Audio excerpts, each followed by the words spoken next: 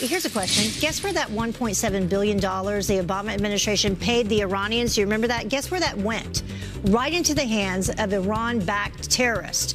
The Washington Times reports that the U.S. government has traced some of the transferred U.S. cash back to terrorist groups, including Hezbollah, as well as several rebel groups. The Obama administration maintains the payment made 2 years ago was part of a settlement over Iranian claims to regime assets used for an arms deal back in the 70s. The Russians. We now know that almost $2 billion payment to Iran earlier this year by the Obama administration was in cash. What we do not know is why it took so long for the president's people to say so. Tonight from the State Department, Chief Washington correspondent James Rosen has an update to a story he first brought you last month.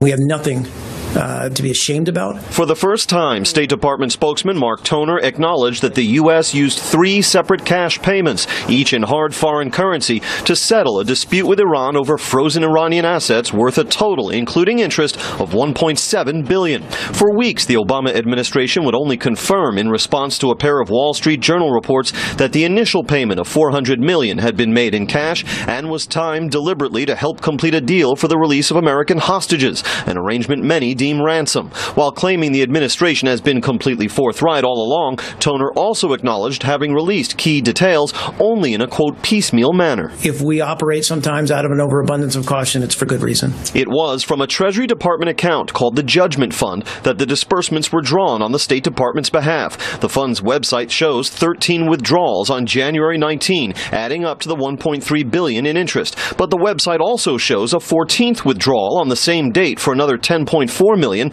attached to the same case file number as the others. It brought the U.S. well over the announced $1.7 billion settlement figure. So what is this other $10.4 million? I'll have to look into that as well, James. Nor could states say whether the payments met legal requirements. Federal regulations governing the use of the Judgment Fund are explicit. Pursuant to 31 CFR Part 208, Judgment Fund payments are to be made by electronic funds transfer, EFT. Fiscal Service will issue an electronic payment to the payee's account. If a submitting agency determines that a waiver, in accordance with 31 CFR Part 208, to the requirement for payment by EFT is appropriate, Fiscal Service will issue a payment by check.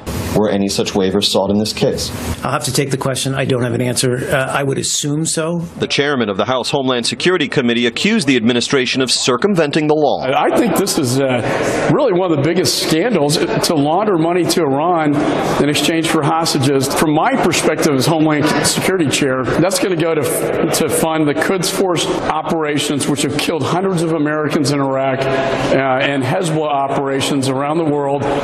A number of GOP lawmakers led by Marco Rubio in the Senate and Mike Pompeo in the House have co-sponsored legislation aimed at barring the U.S. from making similar payments to Iran in the future, until such time as the Islamic regime makes good on an estimated $53 billion in outstanding judgments owed to American victims of the 1983 bombing of our Marine barracks in Lebanon and other acts of terrorism for which U.S. courts have deemed Iran to be liable.